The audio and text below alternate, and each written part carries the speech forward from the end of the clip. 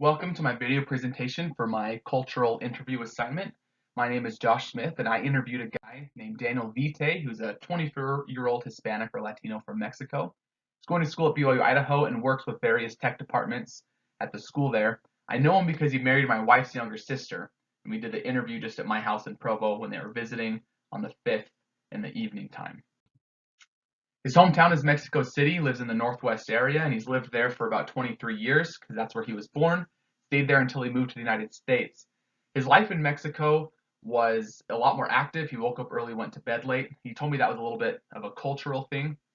Mexico City was really busy. He stayed productive most of the day, but life was pretty similar to the US. He did say that culturally, different families and areas have different cultures from each other. For his family specifically, dancing was a big part of their culture. He came to the US because he wanted to go have a better schooling experience. The school he wanted to go to is BYU Idaho because in his mind it had a better software engineering program than the college he was at in Mexico. And so that's his major here in the United States is software engineering with a minor in data science. He did expect there to be a cultural change. He thought the school would be a lot harder and expected to experience a lot more racism, but in reality, he actually hasn't really experienced racism, and he found that the school at BYU Idaho was a lot easier. Not that the education quality was less, but they did a lot less busy work.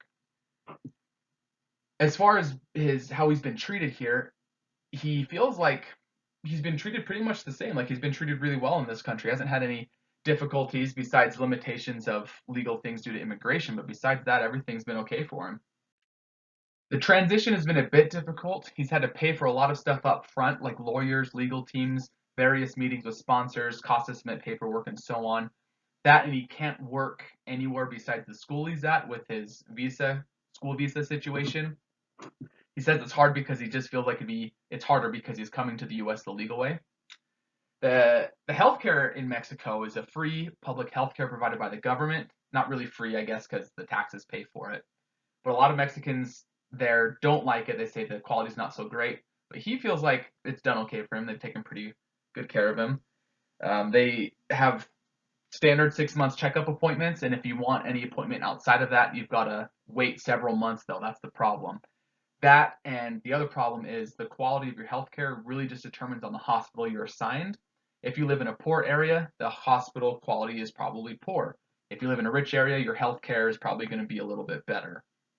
Now in the US, he does feel like that he's been taken care of pretty well as far as healthcare goes, but it does seem a lot more about money, he said, that they just seem to have more of a business mindset. And unlike Mexico, the United States doesn't do a lot of preventative care, he feels like. He does want to become a US citizen. He currently has a green card that he just barely got, but it's not permanent. He wants to be able to raise his kids here in the US to have a better life than in Mexico, but wants the dual citizenship abilities to take them back and forth.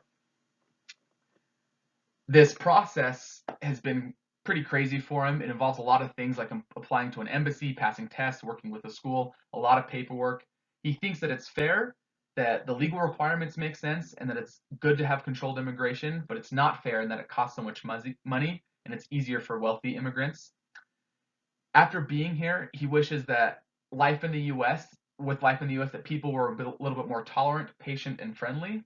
But after living in the US, he wishes one thing that was different about Mexico is that the law was better. He explained that the laws are a lot worse in Mexico, they're not really enforced, and there's a lot more corruption in politics and law enforcement than there is here in the United States. To conclude, I did expect to hear something about him being family-centered, something about dancing with their culture, and how the healthcare was a little bit more socialized. But I didn't expect to hear that there was a huge focus on preventative healthcare there, and I didn't realize that different families experienced the culture differently. I just kind of assumed that all of Hispanic Latino culture was kind of the same. Another thing that surprised me was just how bad and crazy kind of the law enforcement was there. He told me about several times where cops pulled him over for no reason and told him that he needed to pay them money, whatever he had in his wallet, to get out of that system. So it makes sense why people would want to immigrate to the United States.